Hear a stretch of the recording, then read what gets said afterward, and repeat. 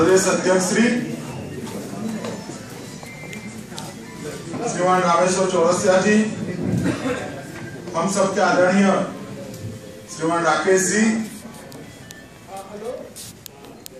मानव अधिकार प्रकोष्ठ के अध्यक्ष श्री और आज के कार्यक्रम के केंद्र बिंदु भाई श्री हरिशंकर जी और श्रीमती रंजना जी और आज के कार्यक्रम में उपस्थित सभी बंधु भगिनी,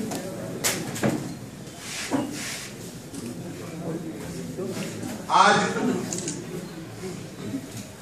मानव अधिकार प्रकोष्ठ ने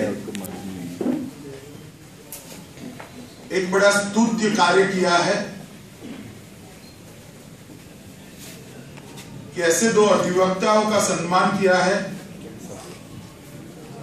जिन्होंने समाज की जन भावनाओं को वाचा देने का काम किया है और न केवल जन भावनाओं को वाचा दी है, मगर जब वोट बैंक की राजनीति के कारण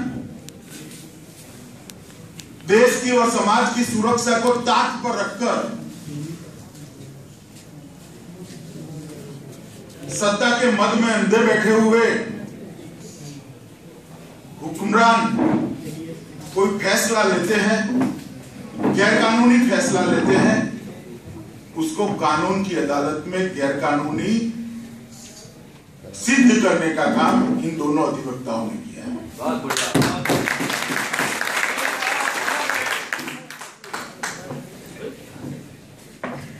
मित्रों, हमारा संविधान एक वेलफेयर सोसाइटी के आदर्श को आदर्श मानते हुए बनाया गया है। एक कल्याण राज्य की स्थापना जिसमें हो, कल्याण राज्य की स्थापना में भौतिक सुख सुविधा जैसे कि खान पान, पोषण, शिक्षा, आवास, ये सब का जो चिंता और चिंतन है, मगर साथ में उसके अधिकारों की रक्षा की भी व्यवस्था हमारे संविधान ने करी है। इसलिए दुनिया के बहुत से देशों में सरकार को पार्टी नहीं माना गया। हमारे संविधान ने गवर्नमेंट को भी एक पक्ष माना है, वो भी एक नागरिक के जितना ही अधिकार रखता है, इससे ज्यादा अधिकार नहीं रखता है। उसने भी संविधान की चतुष्कोण के अंदर ही अपना काम करना होता है और कोई जब उसका उल्लंघन करता है तो उसको रोकने के लिए अदालतें हैं और जनता का पक्ष रखने के लिए अधिवक्ताओं की व्यवस्था की है। ये संवैधानिक व्यवस्था है और अधिवक्ता को संविधान ने किसी एक व्यक्ति के कानून की और उसके अधिकारों की रक्षा करने के का स्टेटस नहीं दिया है। कोर्ट ठीक से न्याय कर सके, न्यायालय ठीक से न्याय कर सके, इसलिए अदालत के मित्र का, कोर्ट के ऑफिसर का स्टेटस आप लोगों को दिया है कि न्याय करने में आप कोर्ट की मदद करें। इसलिए ऑफिसर ऑफ कोर्ट की कल्पना हमारे यहां की और मैं मानता हूं कि आजादी के पूर्व से जब कभी भी समाज को जरूरत पड़ी तब अधिवक्ताओं ने अपना ये भूमिका को बखूबी से निभाया। आजादी के आंदोलन को आप लेकर उठाकर देख लीजिए, सारे का सारा आंदोलन राइट हैंड साइड हो या लेफ्ट हैंड साइड हो, नरमपंथी हो या चरमपंथी हो, सब जगह पर योजना बनाने वाले अधिवक्ता थे, बैरिस्टर्स थे। आजादी के बाद भी इमरजेंसी आई हो, कई जगह पे अलग अलग प्रकार के अधिकार हनन के प्रयत्न हुए हो, हर जगह पे अधिवक्ताओं ने अपनी भूमिका ठीक से निभाई। और आज मैं मानता हूं कि आप लोगों की भूमिका ठीक से निभाने के लिए सबसे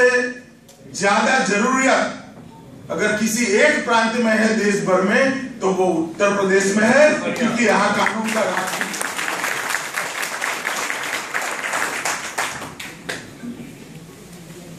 अपने राजकीय विरोधियों को चुप करने के लिए जिस तरह से गुंडाधारी का उपयोग होता है, क्या कहते हैं, एनएससी कहते हैं, एनएसए का उपयोग होता है, मैंने कभी ऐसा नहीं देखा मेरी पब्लिक लाइफ में, कभी ऐसा नहीं देखा। जिस जिले में जाए उस जिले में विरोधी पॉलिटिकल पार्टी के एक्टिविस्ट पर निश्चित रूप से एनएसए लगा, और एनएसए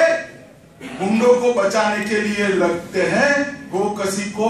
बचाने वाले पे एनएसए लगते हैं, गोकसी करने वाले पे एनएसए नहीं लगता। मैं तो आज आप सबको अपील करना चाहता हूं कि सरकार ने जितने लोगों पे एनएसए लगाया है इनकी एक पीआई करके मेरिट्स पे जांच होनी चाहिए, और उच्च न्यायालय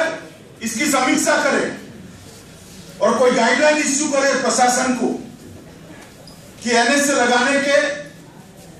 जो नियम है उसका उल्लंघन कर यदि कोई एनएसए लगाता है तो वो जिम्मेदार माना जाएगा। और मैं मानता हूं कि अधिवक्ताओं ने इसमें इनिशिएटिव लेना चाहिए। बहन रंजना जी और जैन साहब यहां है, बाकी आप सब लोग भी है, इस पर इनिशिएटिव लीजिए। उत्तर प्रदेश के आम लोगों की बड़ी सेवा हो। अभी जिस मुद्दे के कारण हम दोनों अधिवक्ताओं का सम्मान कर रहे हैं, वैसे तो उन्होंने काफी मुद्दे उठाए हैं, राम जन्मभूमि का मुद्दा हो, राम सेतु का मुद्दा हो, आतंकी हमले हो, कई प्रकार के मुद्दे उठाए हो, मगर अभी जिन मुद्दों के कारण इनकी हम यहां पर सम्मान कर रहे हैं,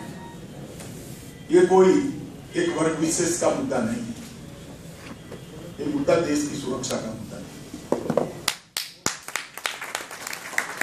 और उच्च न्यायालय की फटकार पड़ने के बाद भी मुजफ्फरनगर में मुकदमे वापिस लेने के लिए अभिप्राय मंगाया जाता है, तो भी एक वर्ग विशेष के नेताओं का ही मंगाया जाता है।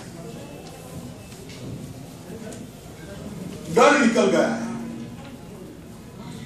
जनता का डर निकल गया है, कानून का डर निकल गया है, मगर हमारी जनतंत्र के अंदर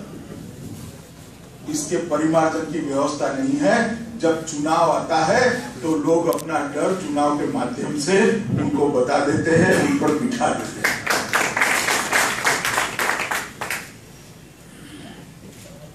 मित्रों, अनेक आतंकवादी हमलों में जो लोग जिम्मेदार थे उनको छोड़ने का दुस्साहस सिर्फ कुछ वोट पाने के लिए मैं मानता हूं कि मुलायम सिंह की पार्टी की सरकार ही कर सके और कोई नहीं कर सके। और मेरी पार्टी मानती है कि घोर निंदनीय कृत्य है, एक देश के हितों का विरोधी कृत्य।